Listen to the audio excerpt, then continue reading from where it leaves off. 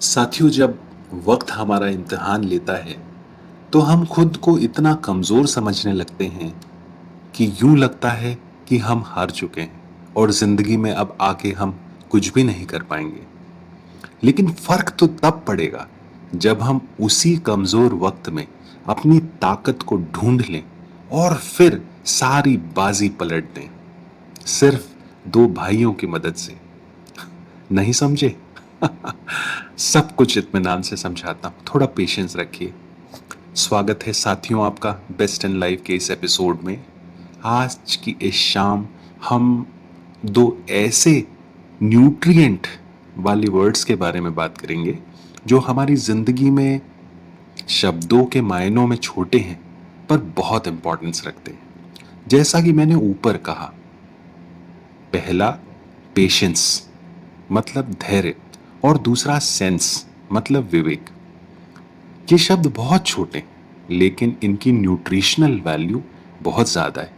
समझ लीजिए कि यह आपकी रियल लाइफ के प्रोटीन्स हैं। अब मैं आपको कुछ छोटे एग्जाम्पल से समझाने की कोशिश करता हूं। आपको बहुत भूख लगी है और आपको कैसे भी खाना चाहिए।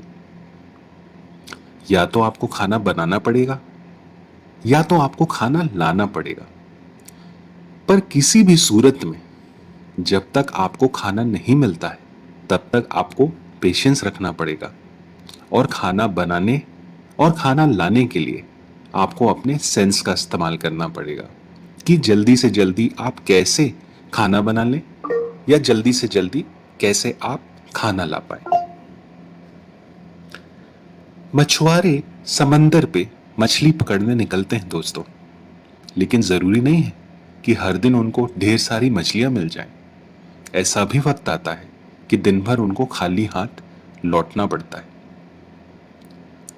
पेशेंस वहां काम करता है जब दिन भर वो इंतजार करते हैं और सेंस वहां काम करता है जब वो अपना जाल सही तरीके से सही जगह पर डालते हैं। शेर जंगल का राजा होता है और शिकार करना उसका पहला हक है। बहुत गुस्से में और बहुत भूख में भी शेर घंटों अपने शिकार के इंतजार करता है।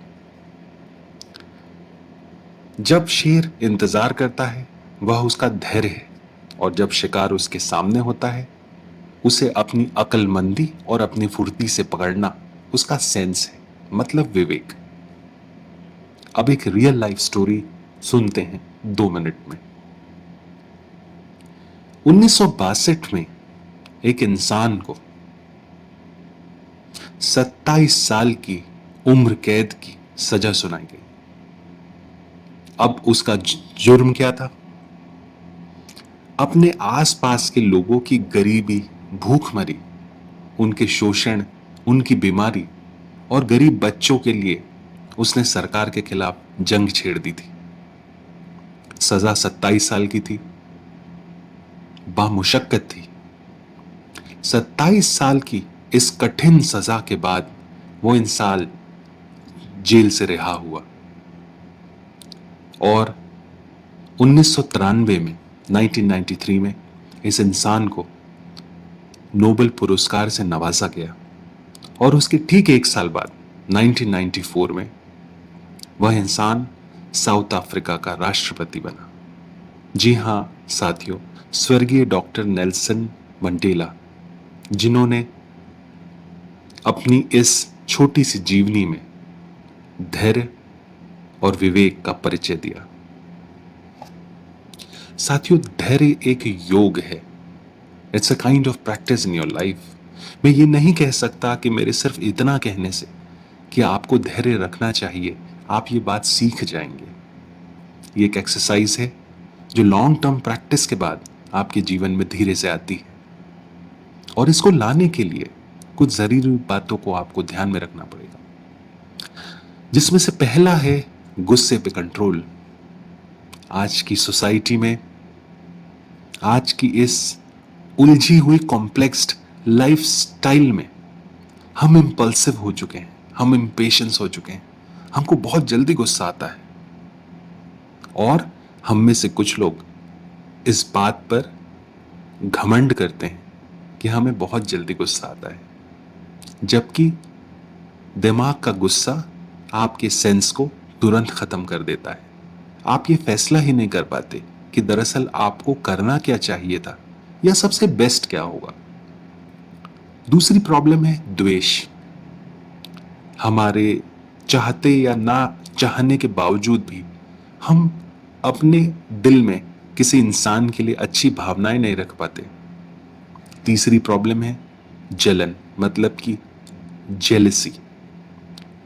हम अपनी सोसाइटी में अपने आसपास के लोगों से, अपने कलीग से, अपने कॉम्पिटिटर से बजाय कुछ सीखने के हम उससे जलते हैं और उस जलन में हमारा सेंस काम नहीं करता। चौथा है दोस्तों बदला। हमें बहुत जल्दी बदले की भावना आती है, बिना ये सोचे समझे कि बदला किस बात का और एक्चुअली बदलना किसको चाहिए, बिकॉज बदला इज रिप्लेसमेंट। देखिए, अगर आपके पास धैर्य होगा, अगर आप पेशेंस रखेंगे तो ही आपका सेंस काम करेगा, और अगर आप में पेशेंस नहीं है तो सब शून्य है, एवरीथिंग इज जीरो। ऐसा नहीं है कि ये सब नहीं करना चाहिए। गुस्सा सही जगह करें, आपको उसका फायदा भी मिलेगा। द्वेष उनसे कीजिए जिसकी भावनाएं गलत हैं। बदला जरूर लीजिए, लेकिन तरीका बदलकर, अपनी क्वालिटीज रिप्लेस करके, अपने टैलेंट से। दोस्तों, ये समय बहुत बुरा है। कोरोना वायरस ने आपके घर में नहीं बल्कि पूरी दुनिया में हलचल मचा दी है। कई राष्ट्र इससे परेशान हैं, हर घर इससे परेशान है।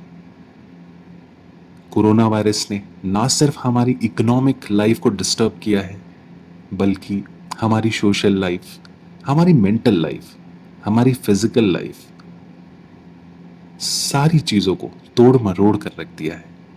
हम बहुत ज़्यादा डिस्टर्ब्ड हैं, हम बहुत ज़्यादा पेन में हैं, हम बहुत ज़्यादा गुस्से में भी हैं।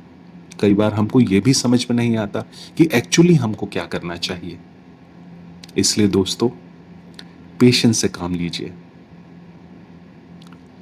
घर में रहने का समय बहुत कम भी मिलता है। अपने परिवार के साथ खुशियां बांटते हुए, हंसते हंसाते अपना समय बिताइए। ये वो एक ऐसा सुनहरा समय है दोस्तों, जिसमें आप अपने आगे वाले जीवन के लिए बहुत ढेर सारे प्लान्स बना सकते हैं। ईश्वर ने हमको दिमाग प्लान्स बनाने के लिए भी दिया है और समय दिया है, सही समय में हम प्लान्स बनाएं। बेस्ट इन लाइफ में ऐसे ही बहुत सारे खट्टे मीठे, एनर्जेटिक, वैल्यूएबल टॉपिक्स के साथ हम फिर से मिलेंगे। मैं आपको फिर से याद दिला दूं, आप अपनी कोई भी बात, अपनी कोई भी प्रॉब्लम्स, प्रोफेशनल या पर्सनल, मुझसे मेरे ईमेल पे शेयर कर सकते हैं कॉन्फिडेंशियली। मैं ये वादा करता हूं, ऐसी कोई भी प्रॉब्लम का सॉल्यूशन मैं आपको निकाल कर दूंगा। बेस्ट इन लाइफ में जुड़े रहने के लिए एक बार बहुत बड़ा वाला thanks. Love you all, take care.